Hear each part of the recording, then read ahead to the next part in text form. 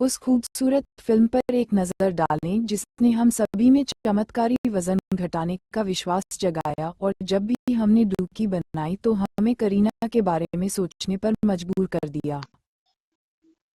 हर अच्छा देसी कभी खुशी कभी गम को 3.5 घंटे लंबी सिस्कियों के रूप में याद करता है, लेकिन आप शायद विवरण भूल गए हैं। अब 1 दशक से अधिक समय के बाद हमने सोचा कि हम आपको याद दिलाएंगे।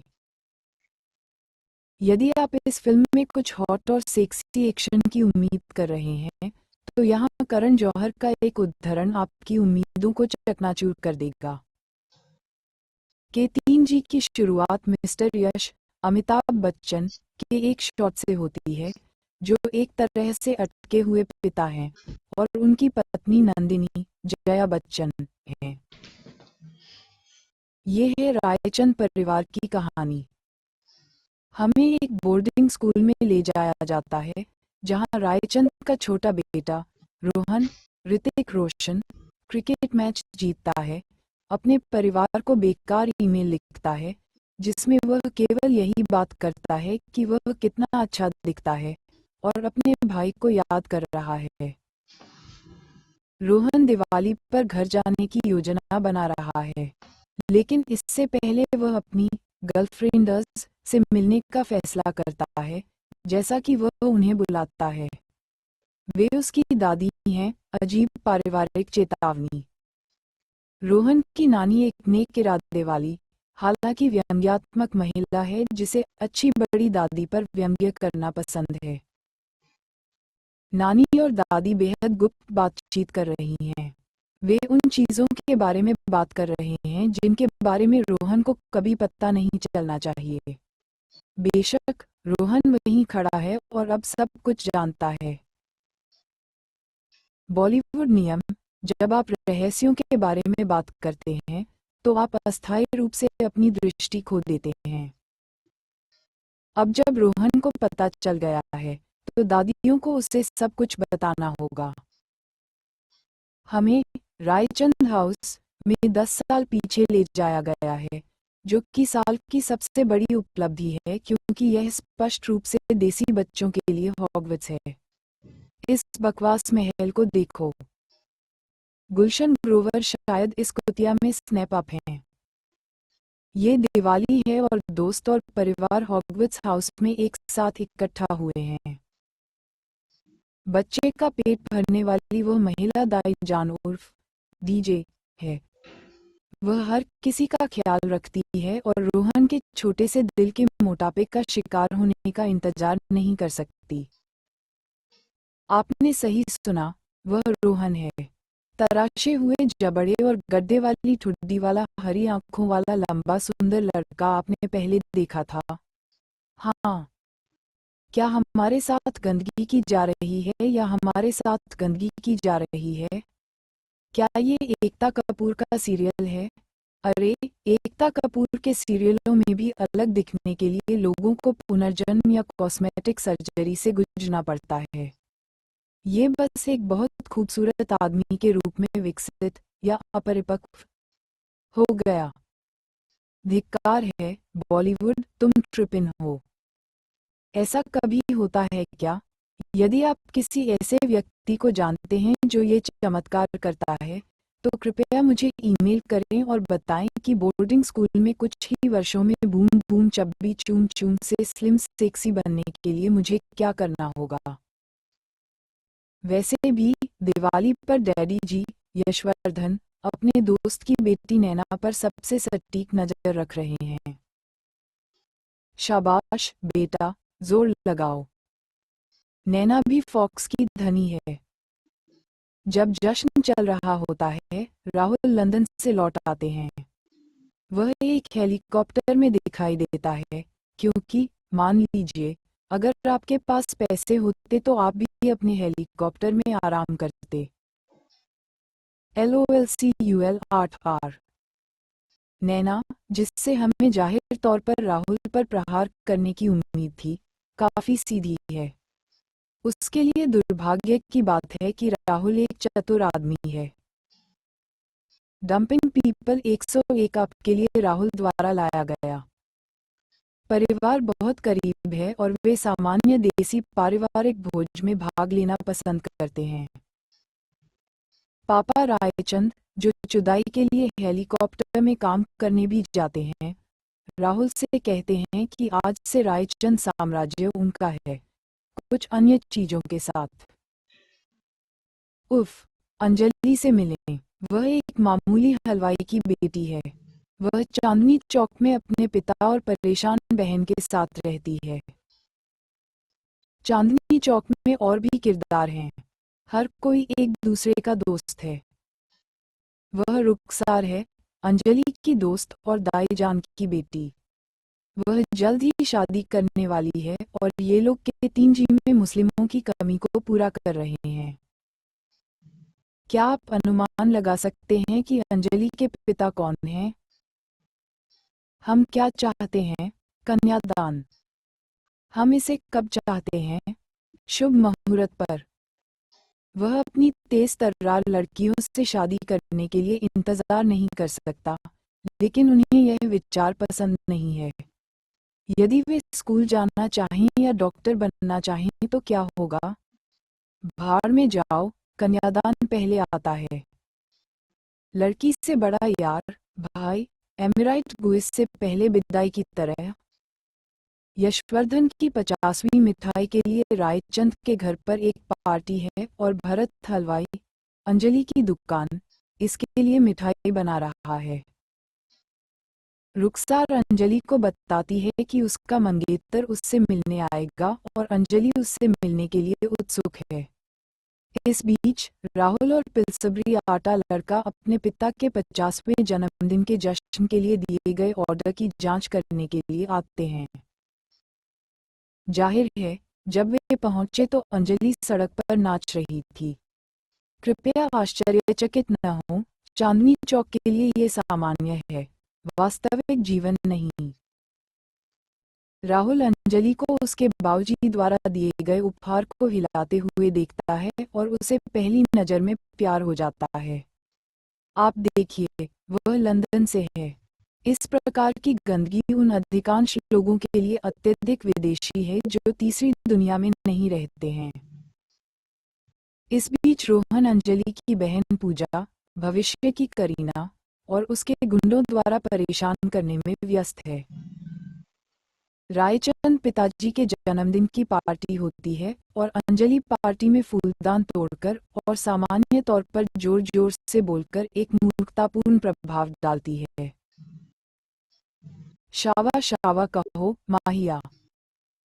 पार्टी में राहुल की नज़र अंजलि पर है, लेकिन वह कुछ नहीं कहता। हालांकि अगले दिन एक कार्निवल में एक बैठक के बाद वे एक दूसरे के प्रति खुल जाते हैं, अक्षरशः। लेकिन असल में ये पूरी बात सिर्फ एक आपसी सपना है। जबकि राहुल और अंजलि प्यार में पड़ रहे हैं, राहुल की किस्मत का फैसला यशवर्धन रायचू ने पहले ही कर लिया है। इतना ही नहीं, वह लड्डू को बोर्डिंग स्कूल भी भेज रहे हैं। ये सख्त और पागल रायचंद परंपरा का हिस्सा है। रुखसार की शादी के बाद राहुल और अंजलि के बीच कुछ और जुड़ाव हो गया। राहुल ने उससे शादी कर ली और इसलिए उसे घर से निकाल दिया गया। विदा। दादी ने कहानी सुनाना समाप्त कर दिया, जिससे बड़ा हो चुका रोहन उदास हो गया। वह यथाशीघ्र चीजों को ठीक करना चाहता है। रोहन को रुखसार के माध्यम से पता चला कि राहुल और अंजलि लंदन में हैं। इसलिए वह अपना बैग पैक करता है और उन्हें ढूंढने निकल पड़ता है और अपने परिवार को बताता है कि वह MBA करना चाहता है। और जाहिरा तौर पर जब हमारे पास फेसबुक नहीं था तो लोग इसी तरह से लोगों को ढूंढते थे। रोहन राहुल को ढूंढने में सफल हो जाता है और उसके पास एक योजना होती है। आप पूछते हैं, राहुल का जीवन कैसा है? वह केवल पूरी तरह से दलाल है। उनका घरेलू खेल अजेय है और वह अपने लंदन में जन्मे बेटे, अपनी देशभक्त पत्नी और दाई जान के साथ एक शानदार जीवन जीते हैं। और उनके साथ यह रानी रहती है, अंजलि की छोटी बहन, चांदनी चौक की पूर्व प्रमुख बदमाश, कॉलेज की वर्तमान प्रमुख दिवा, और पूरे वर्ष देवी, पूजा। मेरा मतलब है, पू। रोहन पू के कॉलेज में शामिल हो जाता है और उसकी उपेक्षा करता है। पू एक विशेष जीवित जीव है जो ध्यान से दूर रहता है। यही कारण है कि इसकी कमी उसे इतनी परेशान करती है कि जब तक वह उससे बात नहीं करता तब तक वह उसके पीछे पीछे एक पूरा गाना गाती है। पू रोहन को घर ले जाती है और वह उसकी सहेली का भाई होने का नाटक करता है, जो भारत से आया है और रहने के लिए जगह ढूंढ रहा है। ये तब होता है जब बकवास बेवकूफ़ी हो जाती है। आनंद और राहुल उसे रहने देते हैं। ठीक है, रुकिए, मिस्टर राहुल। इस बिंदु पर मेरे कुछ प्रश्न हैं। आप अपने भाई को नहीं पहचानते, जो बेहद हास्यास्पद है, लेकिन मैं आपको माफ कर दूंगा क्योंकि उस व्यक्ति का सचमुच व्यक्तित्व प्रत्यारोपण हुआ था। लेकिन फिर वह आपको अपना नाम यश, आपके पिता का नाम, बताकर यह बड़ा संकेत देता है और आपकी मोटी गांड अभी भी समझ नहीं पाती है। बिना ये पूछे कि वह कहाँ से है, या यहाँ तक कि उसका अंतिम नाम भी, क्या आप खून से सनी आंखों और प्रश्नवाचक गहरी दृष्टि वाले एक अजनबी को अपने घर में रहने देते हैं? क्या होगा अगर यह आदमी हेरोइन गोली मार दे? आपका एक बच्चा है। यदि वह आपके बच्चे का हाथ मरोड़ दे तो क्या होगा? अगर वह पू के साथ सो रहा है तो क्या होगा? ईव लोल। लेकिन फिर भी रोहन राहुल के साथ बातचीत करने की कोशिश करता है और हालांकि राहुल कभी-कभी संदेहास्पद व्यवहार करता है, लेकिन यह पूरी तरह से उस पर असर नहीं कर रहा है। इस बीच रोहन भी कॉलेज के प्रॉम में हमारी बुरी लड़की पू के साथ गपशप कर रहा है। दादू, लड्डू, आपका टाटी गेम सही स्थिति में है। यशवर्धन रायचंद का जन्मदिन आ गया है और डेसिस के लिए अकेले रायचंद हॉगवर्ट्स में चीजें अब मजेदार नहीं हैं। यश और नंदिनी अलग होते जा रहे हैं। दाईजान और अंजलि को अपने मेहमान की असली पहचान का पता चलता है क्योंकि उनके पास दिमाग है। राहुल का बेटा कृष अपने स्कूल में श्वेत बच्चों के एक समूह के साथ भारतीय राष्ट्रगान गाता है, जिसके लिए वह पागल हो जाता है। अंदाजा लगाए कि प्रदर्शन तैयार करने में किसने उनकी मदद की। राहुल को अब पता चला। राहुल और रोहन अंततः भाइयों के रूप में मिलते हैं, हालांकि राहुल अभी भी परिवार के पुनर्मिलन के विचार से शांत नहीं है। राहुल को पुनर्मिलन में कोई दिलचस्पी नहीं है और यहाँ तक कि वह लड्डू को जाने के लिए भी कहता है।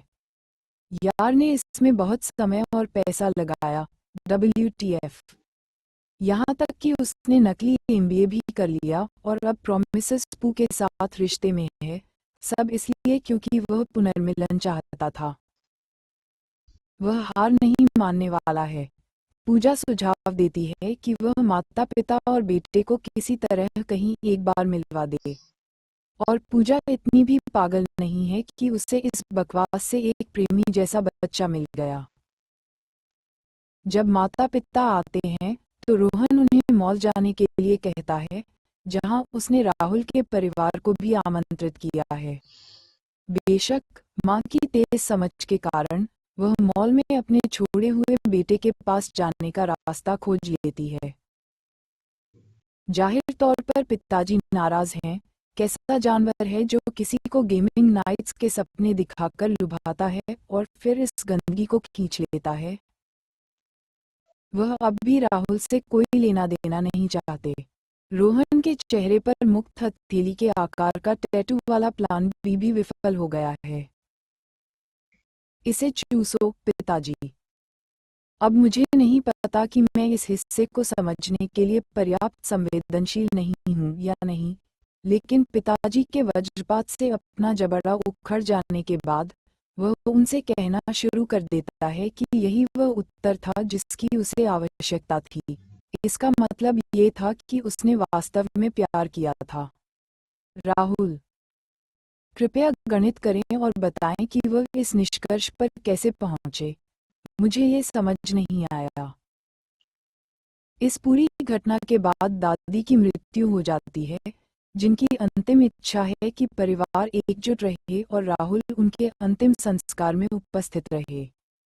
तो राहुल भारत आए और नंदिनी ने अंततः यशवर्धन को बताया कि वह एक बहुत बड़ा अहंकारी व्यक्ति है, वर्तनी की त्रुटि का इरादा है, और रोहन परिवार को फिर से एकजुट करने के लिए आखिरी प्रयास कर रहा है।